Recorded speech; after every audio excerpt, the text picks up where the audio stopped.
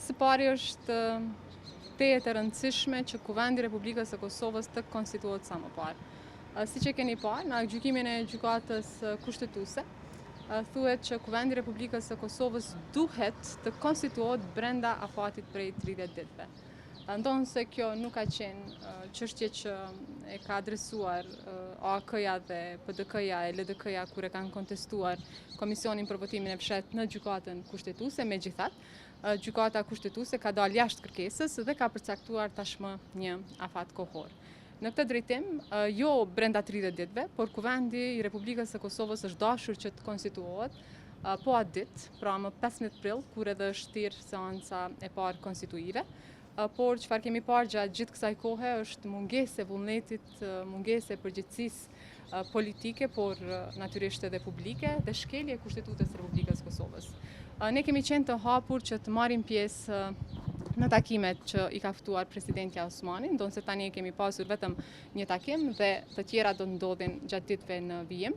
Kryetari jon, kryeministri Albin Kurti, ka ftuar po ashtu edhe para gjykimit të gjykatës kushtetuese partitë politike për të gjetur një zgjidhje për konstituimin e Kuvendit të Republikës së Kosovës, sepse siç edhe e konfirmon gjykimi i gjykatës kushtetuese, nuk është përgjegjësi e vetëm një grupi parlamentar apo një subjekti politik, por është përgjegjësi e të gjithë deputetëve të Kuvendit të Republikës së Kosovës që të marrin pjesë në seancën konstituive, të votojnë për, kundër dhe abstenim.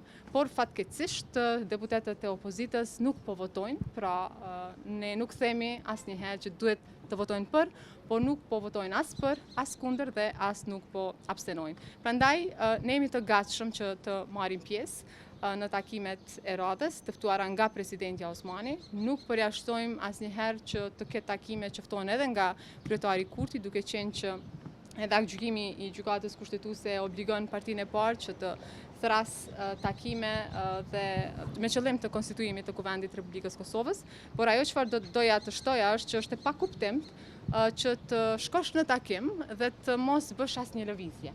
Për sa kohë ne kemi bërë lëvizje, i ka përmendur edhe kryetari jon Albin Kurti në konferencën pas takimit që e ka ftuar, që ne kemi bërë një veprim, ju e dini që unë kam thënë, për me votim të fshehtë do të jetë vetëm një herë emrim në seancë të Kuvendit. Pra vetëm një herë do të votohet për mua me votim të fshehtë.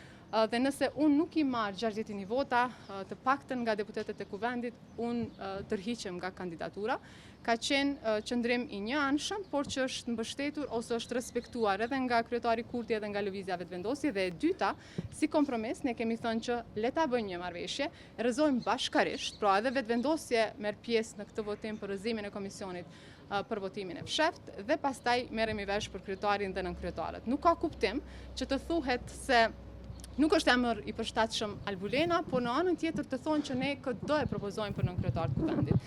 Edhe gjykimi i gjykatës kushtetuese i ka barazuar, sepse në fakt zgjedhja e kryetarit dhe nënkryetarëve të Kuvendit është në të njëjtin nen. Prandaj edhe nuk ka asnjë dallim. Tash është e rëndësishme pra që çfarëdo takimi që thirret, ne të shkojmë dhe të japim propozime konkrete, por në anën tjetër nuk ka kuptim që të mos lëvizim fare. A do të jetë takimi bashkët mes partive më të mëdha shqiptare apo edhe bashkë edhe me ato partive të mira? Sa për ta sqaruar, unë ende nuk kam informacione që presidentja Osmani e ka ftuar lëvizjen vetëvendosje. Pra sa po ta kemi njoftimin apo informacionin për këtë, ftesën për këtë, ne do t'ju njoftojmë, pra ende nuk e kemi. Prandaj takimi i parë ka qenë të gjithë kryetarët e partive, siç e ka vlerësuar presidentja Osmani.